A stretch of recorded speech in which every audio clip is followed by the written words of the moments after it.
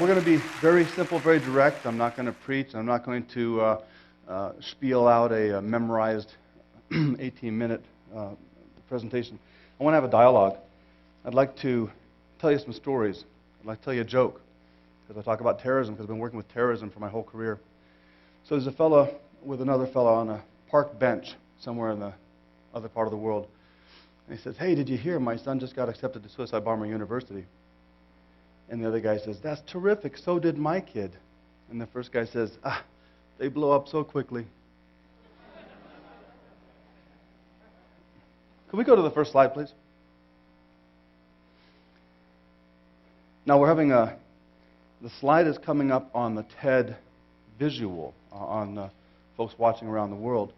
I wanted to bring up the slide to show you what the hell is smart power. We'll talk about that briefly, and I will not be academic. I will not try to make you college students for the day, because smart power is a term that's been used excessively, and some may not even understand what it really means and what the intention was. Therefore, it's becoming, I would say,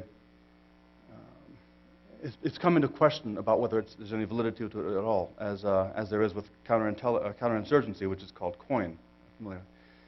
We used COIN to deal with people in Iraq or Afghanistan, and to deal with insurgency-based conflict. Not a war, not one division against another division, but rather when we have a whole bunch of people, like Vietnam or as we've had in Iraq and Afghanistan, living among the population and hiding in there and coercing them, or even being the lesser of two evils sometimes with our misplaced policies. This is not a political discussion. It's not a policy statement. I'm not saying one administration is right and one is wrong. In fact, I believe that there's a lot of right in almost every approach, because the best intentions are behind them.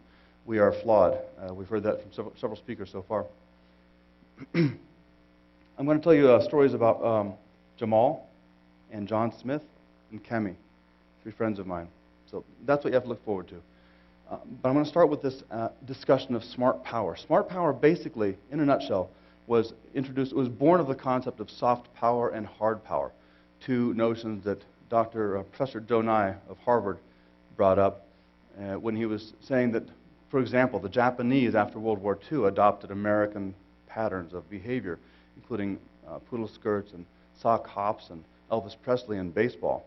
And in that demonstration, he says this was not forced. Nobody said, "You will play baseball," but it was something that was appealing. There was an attractive power. There was a persuasion based on it being something that wasn't forced but was appealing. So when he began to break away from the hard power of coercion, like boots on ground, my SEAL buddies and me, or infantry divisions being on the ground and actually pressing into the population to give pressure in that way, or economic sanctions and other sorts of coercion. Soft power was this attraction or persuasion.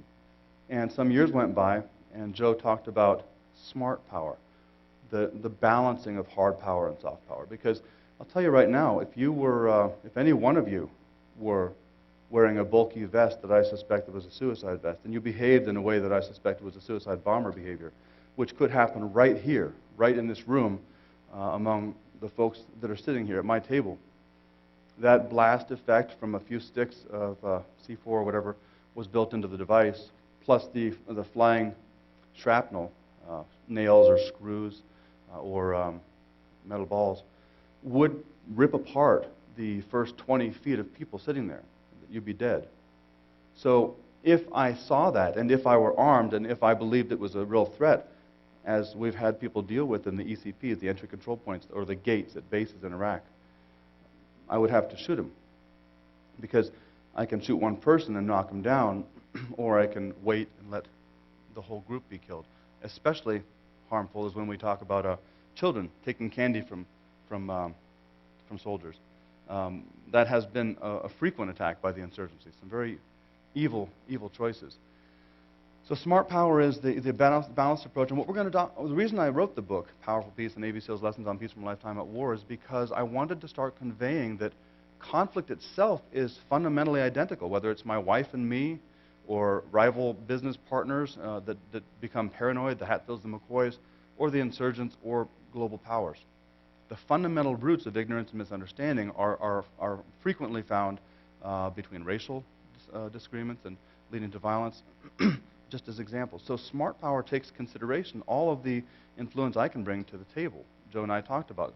And then we've had Bob Gates, the former SecDef. We've had Hillary Clinton, the current Sec-State, and President Obama himself. They've all referred to smart power and described it in various ways, which basically means leveraging the full range of tools at our disposal, including economic, diplomatic, even entertainment. We've got people going over as, you know some of the folks that I won't mention by name here that go back and forth and work with demining or work with trying to manage the needs of a population so that they can see an American presence and a popular effect. But we still have to have the power of the bullet going into the guy's face so that we can stop the suicide bomb.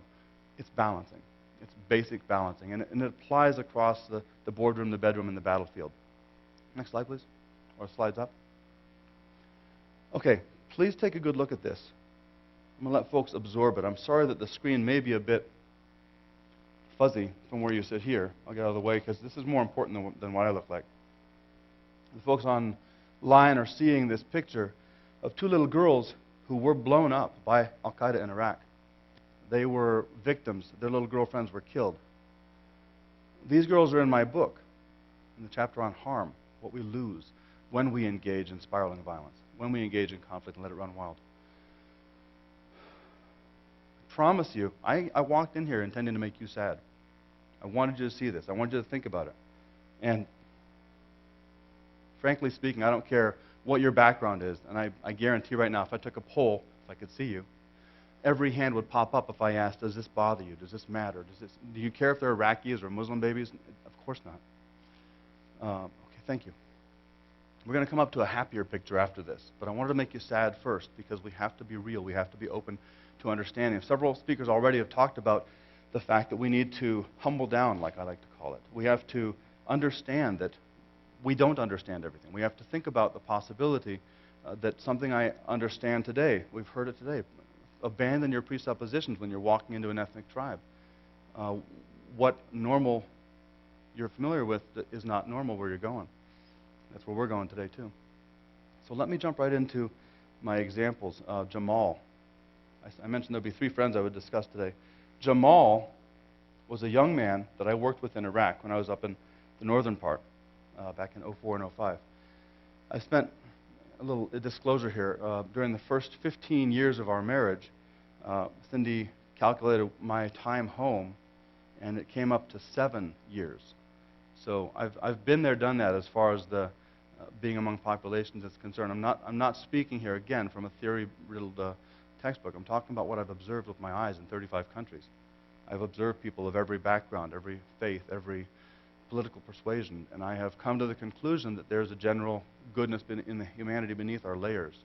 This is not rainbows and unicorns. This is not fluffy. This is not silly or idealistic. It's not peacenik kind of thinking. I'm not a pacifist. In the front of the book, I will tell you, I embrace violence. Because when I have the power of violence in my hands and in my heart, I have to use it less. So Jamal and I were working together. He was an interpreter in the north, and I would sit down with him and have tea, him and the other interpreters. We would sit together and talk for hours every night, and a lot of the fellows talked about my approach being different. This is not an endorsement of Rob DuBois. This isn't Rob DuBois rocks and everything else sucks. This is the open-mindedness that I approached them with, and they returned to me, gave us a platform for dialogue. So here's a scenario. I want to show you what Jamal looked like when he was waiting to come inside the base. I'm Jamal. And when he got to the base, he was sitting outside the gate, just like this, waiting to be let in. Because when he got to the gate, he said, listen, here's me and my buddy, Muhammad. We got our 2 badges with our photos on them. This is the badge issued by the base. This is what I want you to see. This is what I want you to get me inside because I'm in the city which won't be named now. I'm in this town, and folks know me, so I got to get in there. And the snuffy at the gate sometimes would say, in sometimes very disrespectful terms, and sometimes profane terms, you can wait, raghead. You can wait, Haji. Can I get a shout out from the audience? Who knows what Haji means? Haji is a term, a simple term, for a person who's gone on Hajj. Hajj is the Muslim requirement to go to Mecca, once in a life at least. And a person who has gone on Hajj is revered for his piety. He's done the duty that was required to go to the town. It was a pilgrimage. There's not such a big difference between pilgrims in other faiths and the Hajj or Haji. So that term, just I want you to be aware of it, is not one to be thrown around lightly like a pejorative. So Jamal would sit in the sun, waiting outside the gate while the fellow inside told him to wait because he had the power. This young man, who I don't condemn. I picture a young E1 or E2 who was 19 years old off the farm in Iowa or somewhere. He'd been taught by other folks. You have to disrespect these guys. They're dirty, they're filthy, they're going to try and put a knife in your back. And those stories, they continue to pass around. So Jamal would sit with Muhammad, and they'd wait for an hour, and they'd wait for 2 hours, and 3 and 4 hours sometimes. As he put it, being treated like dogs. These men had come to work for us because they had believed in a better Iraq. They had believed that if they just sacrificed their danger, because a lot of interpreters are killed, a lot are killed. In Iraq, you hear about it a lot more than you do here, and it's not surprising. But Jamal and Muhammad would wait, and the cars would go by, the cars from town. And Muhammad and Jamal would try not to be obvious, and try not to be visible, because some of the guys are going to recognize them. But some of the cars that went by were actually people that knew them very well. And they'd go by 5 or 10 times because they were looking for folks outside the base so they could identify them. So one day, after these weeks that I sat and drank tea with Jamal, he went home for his weekend leave. And he got home, and he found that his buddies wouldn't talk to him on the street. He was walking through the neighborhood trying to get to his house and see his family and give his dad a hug. And the buddies would shun. They looked away. Oh, there's Jamal. Look away. You can probably figure out that somebody identified who it was. Well, Jamal got news from the neighbors that the father had received a night letter. A night letter is something that's sent from an insurgent threatening to murder his family. The specific threat was to burn down the house with the babies inside, Jamal's siblings. So the father ran away with the rest of the family, and Jamal came back to an empty house and shunning by the family. By the neighbors. He also had a fiancée, beautiful young girl. He had left college. He was in an IT program trying to finish his computer degree, and he left college to become an interpreter for us. So when he got back to the neighborhood and began speaking to the folks there, he could get somebody to tell him what time of day it was. He learned that the father of the girl that was engaged to him had told her, as you would expect, there's no way you're going to marry a pig, a traitor that works for the Americans. So Jamal came back to the base, and he was a shell of his outgoing, enthusiastic, optimistic, looking forward, can't wait to be a big man in Iraq life. He was quiet, he was subdued, he was very polite to me, but he had no time to converse. And I was getting ready to redeploy. I was going to another base in Iraq, and I said, Jamal, trying to lighten the mood, joking with an absurd example. I said, I know this is horrible, and I'm so sorry for what you've gone through, and you have no people now. You can't go to the Iraqis, and you can't go to the Americans. You're between worlds. And I said, you're not going to become an insurgent or a terrorist, are you? And he said, and I quote, I don't know.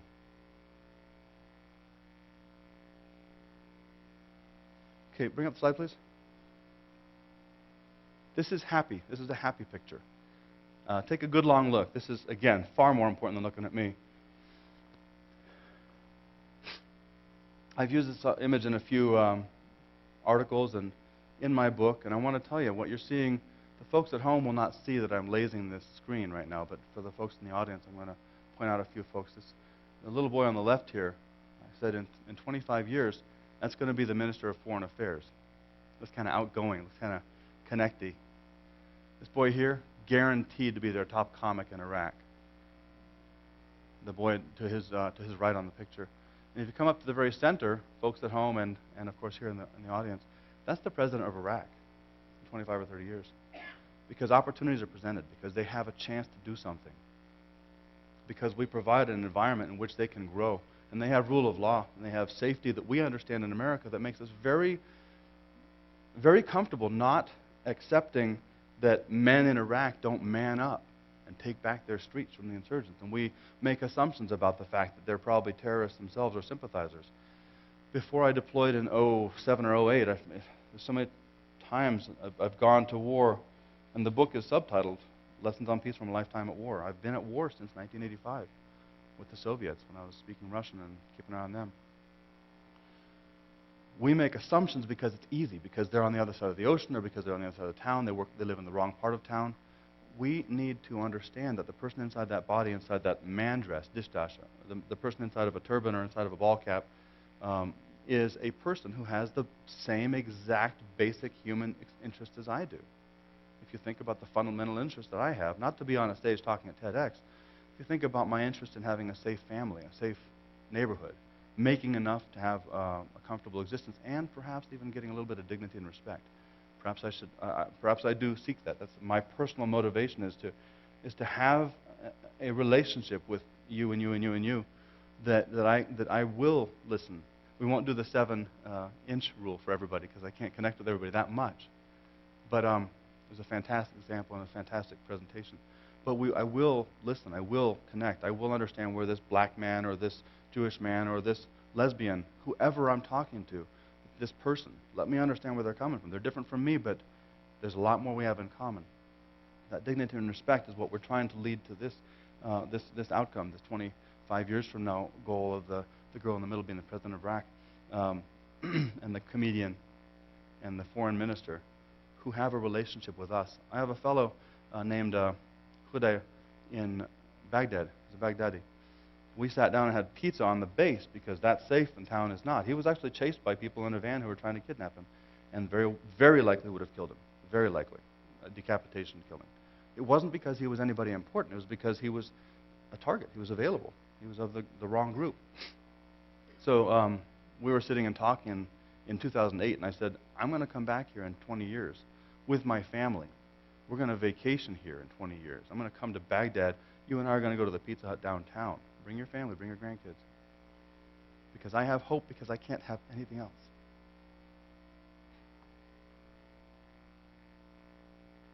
Why bother? Slide, please. This is a fashion model, a future stunning movie star fashion model. And this little lady right here is going to be a doctor. She's already got her scrubs on. Does anybody like those images? Anybody like that vision of the future? I mentioned that I would talk about Sergeant John. He was at Abu Ghraib, and I was at Abu Ghraib, but it was after the scandal, and I didn't cause it. Non mea culpa. But Sergeant John, I was there on a security assessment, yet again, what I've done dozens and maybe hundreds of times, and I was asking him in my big camis, and my big steel trident, my big M4, feeling very full of myself and cocky, and my power was high, and I said, how do you deal looking out over the yard of prisoners, men walking around in long white robes and talking quietly to each other, and some sitting alone? I said, how do you deal with these scumbags? I was full of me. I was all about Rob, the big hero. And he said, I just try to treat them all with respect. And I couldn't comprehend what he was talking about. Respect terrorists and insurgents. He said, some of the guys in here were at the wrong place when we did a raid. Some of the guys were in the wrong place when an IED or improvised explosive device went off. And we got everybody on the street. We gathered them up. The innocent men come here with the guilty. And they can't. This is not today's condition. In fact, we're out of Iraq, as everybody knows. But at the time, the process had it so that an innocent man would not be vetted and cleared until 6 months later. 6 months of a woman who has no means of income, living with 3 or 4 or 5 children. And if she doesn't have relations nearby, she's whoring or she's begging. That's the reality. That's what you'll read about in the book. The reality is alternatives are very important, and when you don't have alternatives, you take whatever there is. Another title of another chapter is called I Won't Make My Wife a Prostitute.